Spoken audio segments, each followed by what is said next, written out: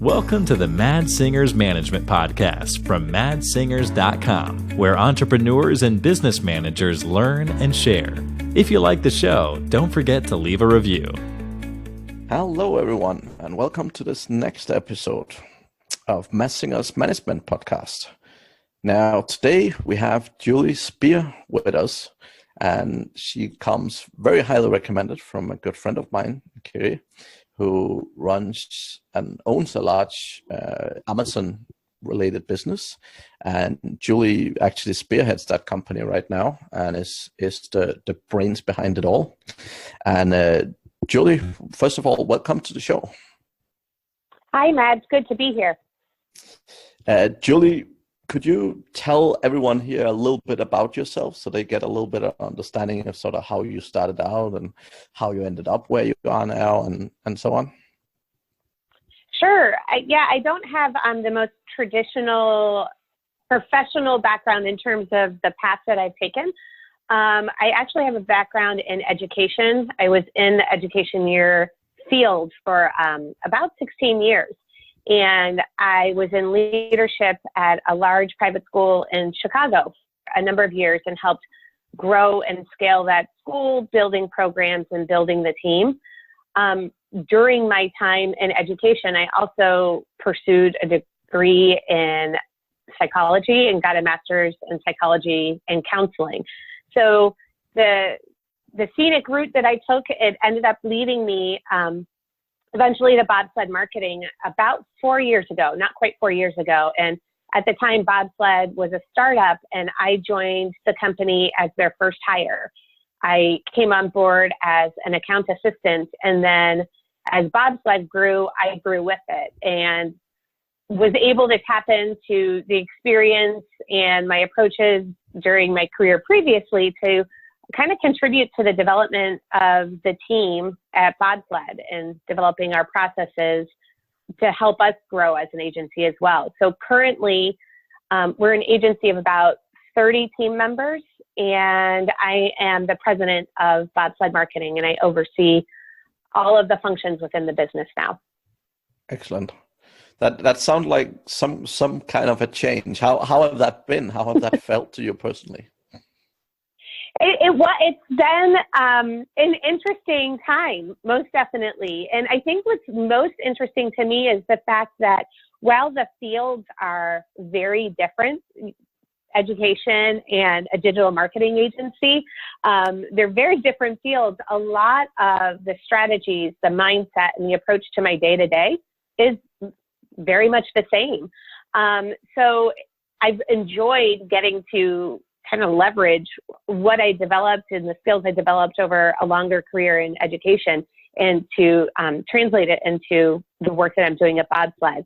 And as an educator, I'm a lifelong learner. And so really having the opportunity to learn the ins and outs of a new industry has really been exciting for me. Yeah, I can only imagine. And I mean, actually, my first inspiration to get into management in the first place was actually also a teacher. So when I got my first corporate job, so I can definitely relate to the benefit of that sort of direction, right? And really, when you manage people, a lot of it is really similar to education, right? Like growing and developing people, encouraging them, and so on. It have a lot of very similar traits to education generally. So. Absolutely. And I was in a more non-traditional form of education. I was a Montessori educator. And one of the foundations of that theory, that philosophy of education is really targeting the individual learner and understanding what makes them tick and meeting them where they are. And I feel like that mindset definitely applies in people management. You need to have a very strong and clear understanding of the individuals on your team so you can help support their growth and help them drive to next levels in their development professionally. So there's a lot of similarity between the two. Yep, definitely. Okay, my next question might be a bit interesting for you, but do you want to try and sort of tell me a little bit about sort of your high level management philosophy? Like, how do you think about management in general? I think one of the things that I've been struck from day one at Bobsled, and I think it translates, it aligns nicely with my management style. Bobsled, we're a remote team, fully remote team, distributed all across the world. And what's interesting to me about this is our company culture is very strong. We have very strong collaborative culture, supporting each other. It's safe to reach out and ask questions because you see everyone asking questions. We back each other up, offer to pitch in and help. One of our company values is in it together. And it's something that I see play out day in and day out. And people that are newer to the team often remark about how surprised they are, how strong that aspect of our culture is, given that we're a distributed team. And I think my view of management is that in it together, is getting to know where each person is in their development and getting in and supporting their growth. So I have a collaborative approach, not necessarily a top down, but more we're in it together, we're supporting each other through, and really getting to know where people's strengths are to help them grow in a way that supports Bobsled's growth overall as well. Yep, that sounds amazing. And I mean, I 100% agree with you. I mean, one big challenge to see for a lot of the companies I work with, particularly when they're remote, is exactly building that strong foundation and culture, right? Because you need to invest that much more time and effort in building it. Because when you are remote, like, it's much easier for people to either slag off or, like have very, very different mindsets, right? And that can crush your culture very quickly, right? So that's definitely a key. So very interesting. So, and you said your entire setup and your entire team is basically remote. Are they spread all across the world, or any particular regions they're generally focused on, or how's your team set up? We have a large contingent in the U.S., and then we have team members in Europe as well. So mostly distributed between the U.S. and Europe. Okay, excellent.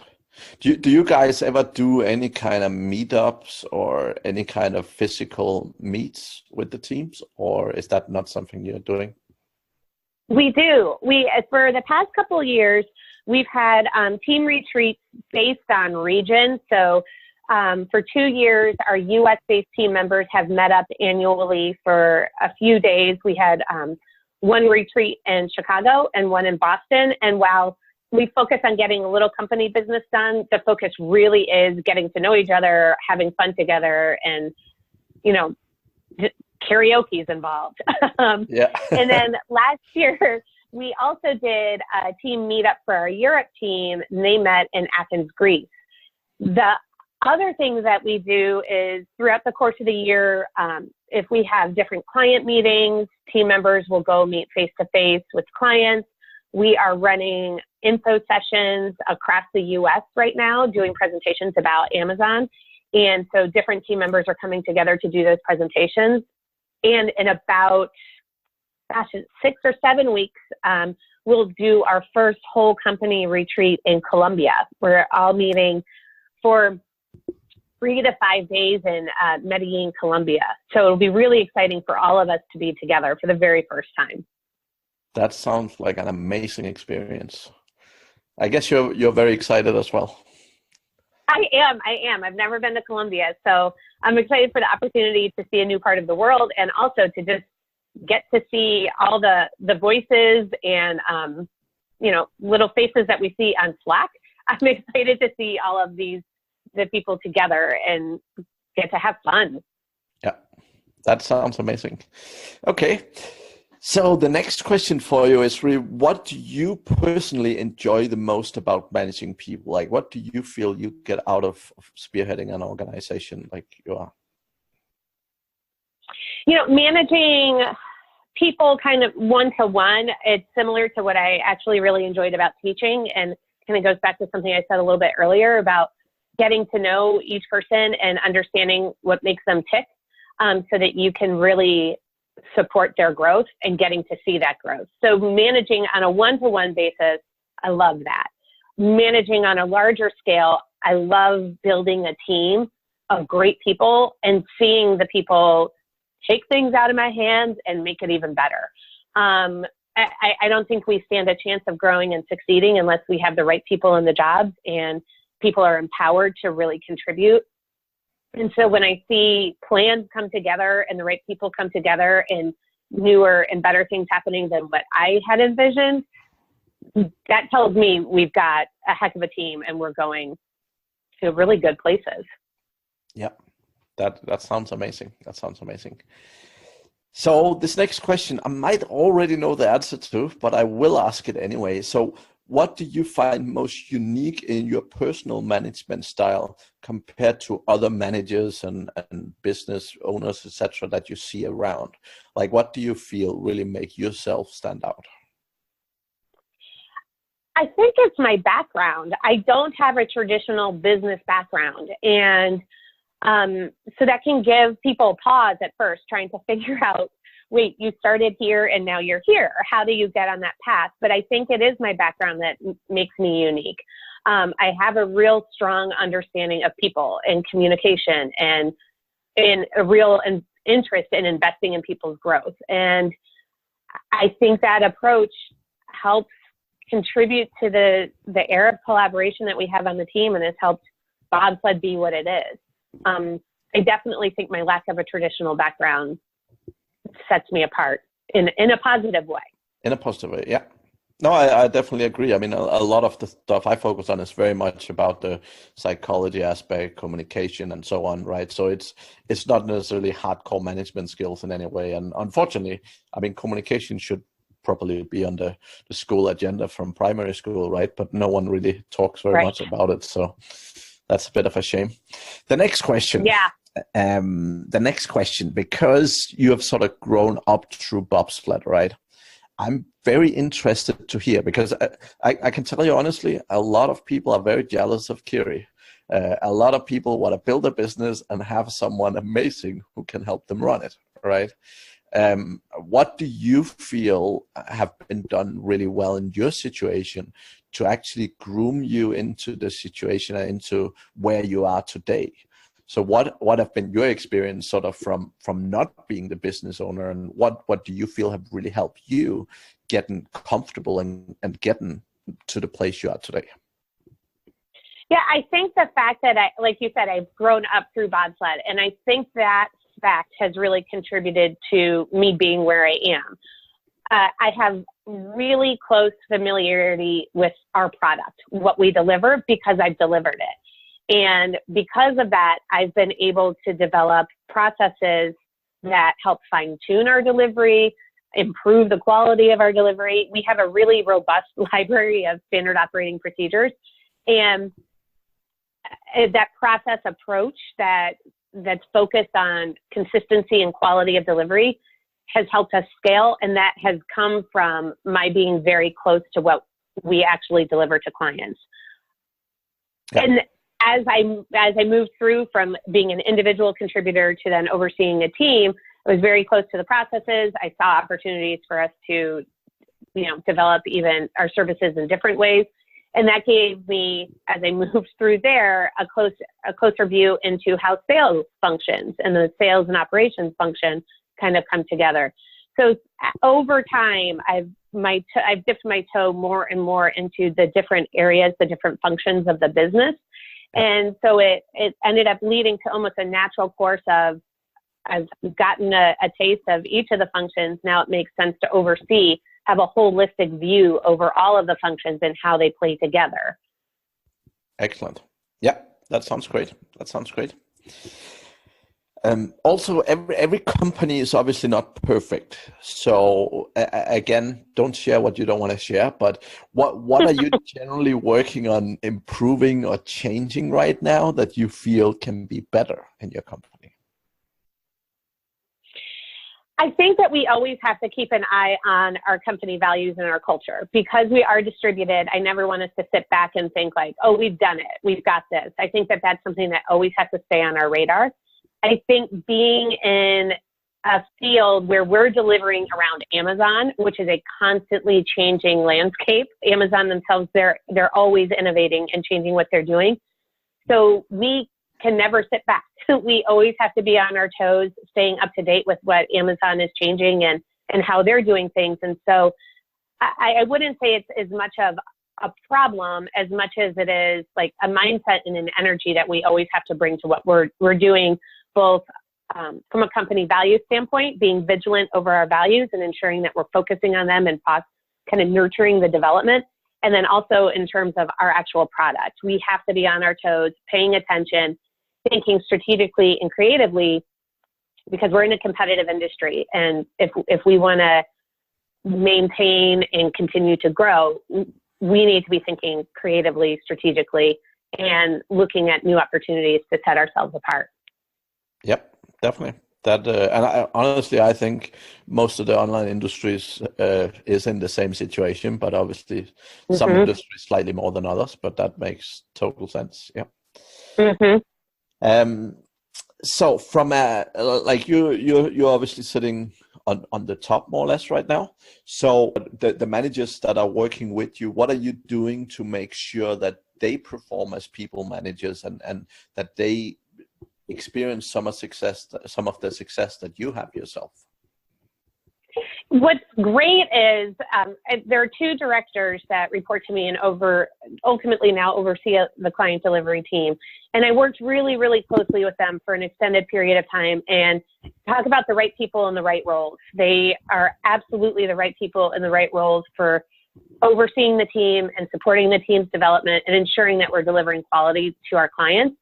The three of us meet pretty much weekly, and then I also meet with them one-on-one weekly and just take the temperature, get my finger on the pulse of what's happening with the team, but also with each of them individually. And then also recently, the three of us met and developed Q2 strategy rocks. You know, what are our real big opportunities on that side of the business for growth and improvement, what's working well.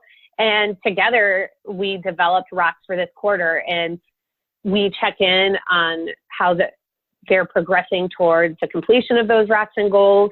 And I think it's real close communication, and getting to know them previously is now set the stage for me to be able to kind of let go of the reins a little bit more on that side, help them run with it. And I have a lot of faith in how they work.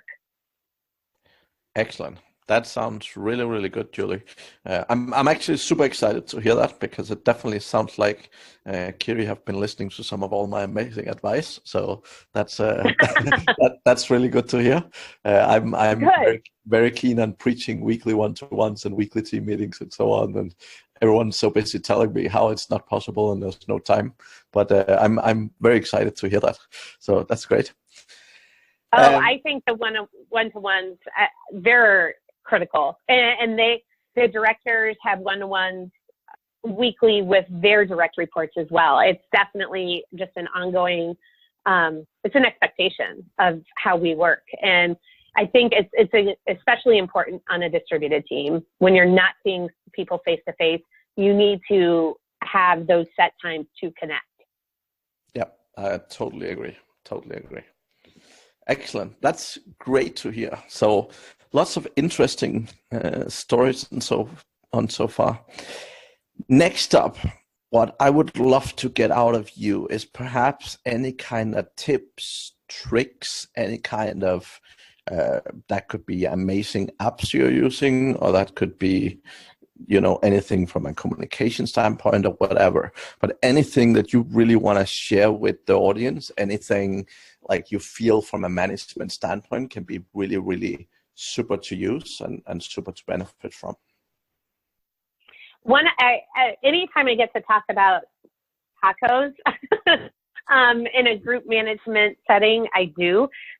There's an app that integrates with Slack called Hey Taco, and you can use it in a lot of different ways, but the way it works is it's not a free service. You do pay for it. But the way it works is every day, everyone has 5 tacos that they can give to team members. And what we do at Bobsled is in the general channel, we use those tacos as a form of accolades, thank you, really acknowledging our team members. And once you get 100 tacos, you're able to cash them in for an additional day off. So we have been using the Hey Taco plugin for years, and it goes back to that culture of in it together. It also goes into, it feeds this culture of actually acknowledging your team members and how they contribute to your day-to-day or to the company's overall health and success. And I think that is something that is often missing because we all get so busy in everything that we need to do, and finding forums to actually acknowledge the contributions of the team members can be really hard. So it's almost a way that like this remote team that we connect only on Slack, really, it's a leg up that we have because we have a natural forum for acknowledgement. And I would say the Hey Taco app on Slack is a huge people management, culture fostering and nurturing app that I would really recommend to anyone. Yeah, that's good. I love that one as well, and I have a fair few of my clients use it. So I totally agree. That can be, I wouldn't say a game changer, but it's definitely something that can really help you, particularly in distributed team, really keep people together and so on. So that's awesome. And any other amazing tips or tricks you have? I don't know if it's amazing. It's definitely absolutely critical to getting out of just the people management piece and overall management and function and measuring our bandwidth and measuring the cost of client projects and where our profitability is. We use Harvest for time tracking, and we the whole team tracks their time across all projects, both client delivery projects as well as projects specific to Bobsled, our sales and marketing. And that, if we didn't do our time tracking, we would not have the level of data that we have to help inform our project pricing, our overall profitability. It really is foundation to a lot of the structuring and practices that we have on the team. So if you're not tracking time on your team, that would be the starting point I would recommend to anybody.